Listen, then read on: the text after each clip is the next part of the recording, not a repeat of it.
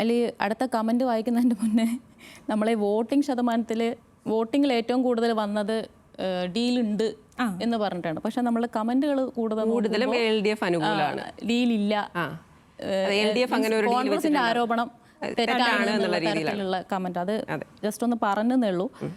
Shaji PP പറഞ്ഞത് ഡീലുണ്ടാവില്ല, കോൺഗ്രസ് ചീഞ്ഞാൽ BJPക്ക് വളം.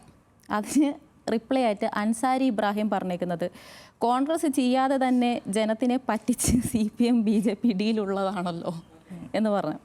പിന്നെ പ്രജീഷം, അവന്മാരുടെ ഒരു ഡീൽ, രാഷ്ട്രീയം ചർച്ച ചെയ്യാൻ കഴിയില്ല, വികസനം ചർച്ച ചെയ്യാൻ കഴിയില്ല. BJPയെ ജയിപ്പിക്കാൻ പാലക്കാട് കൊണ്ടു നിർത്തിയത് പിഷാരടിയെ. ഷാഫി നിൽക്കുമ്പോൾ ഡീലില്ല, ഇപ്പോൾ LDFന്റെ സ്ഥാനാർത്ഥി നിൽക്കുമ്പോൾ ഡീല്. അതിന് ചന്ദ്രൻ എന്ന് പറയുന്നയാളുടെ കമൻറ്റ്, കോൺഗ്രസ് പാലക്കാട് സന്ദീപ് വാര്യരെ നിർത്താത്തത് എന്തുകൊണ്ടാണ്?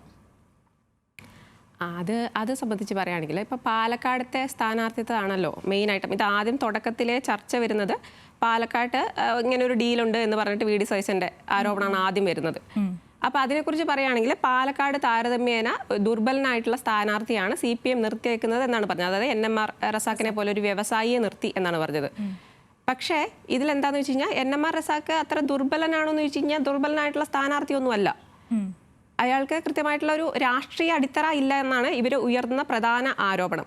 പക്ഷേ അങ്ങനെ നോക്കുകയാണെങ്കിൽ പാലക്കാട് UDFന്റെ സ്ഥാനാർത്ഥി സ്ഥാനത്തേക്ക് ആദ്യം പരിഗണിച്ചിരുന്നത് K മുരളീധരനെയാണ്. K മുരളീധരന്റെ പേരും ഉയർന്നു വന്നിരുന്നു. അവിടെ പിന്നീട് ഷാഫിയുടെ നിർബന്ധപ്രകാരം തന്നെ രമേശ് പിഷാരടി രംഗത്ത് വരുന്നു. ശരിക്കും പറഞ്ഞു കഴിഞ്ഞാൽ രമേശ് പിഷാരടി നിർബന്ധപ്രകാരമാണ് രാഹുൽ മംഗളത്തിൽ വന്നത്. സോ ഇപ്രാവശ്യവും അതുപോലെ തന്നെ ഷാഫിയുടെ ഒരു സ്വാധീനം മൂലമാണ് രമേശ് പിഷാരടി മണ്ഡലത്തിൽ വന്നത്.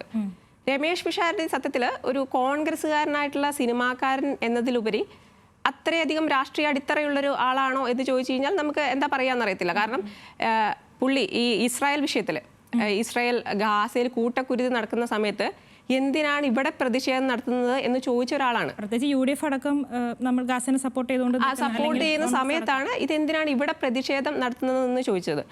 അത്തരമൊരു ചോദ്യം ചോദിക്കണമെങ്കിൽ അതിലെ രാഷ്ട്രീയ ബോധ്യം എത്രത്തോളം ഉണ്ട് എന്നുള്ളത് നമ്മൾ ആലോചിക്കേണ്ടതാണ്. അതിനിടയ്ക്ക് നമുക്കൊരു ലൈവായിട്ടൊരു കമൻറ്റ് വന്നിട്ടുണ്ട്. അത് നമ്മൾ പറഞ്ഞ സാധനം തന്നെയാണ്, പറഞ്ഞ കാര്യം തന്നെയാണ്. എല്ലാ കാലത്തും കോലീബി, ഈ കോലീബി തന്നെയാണ് എല്ലാ കാലത്തും പറയാനുള്ളത് എന്നുള്ളത്.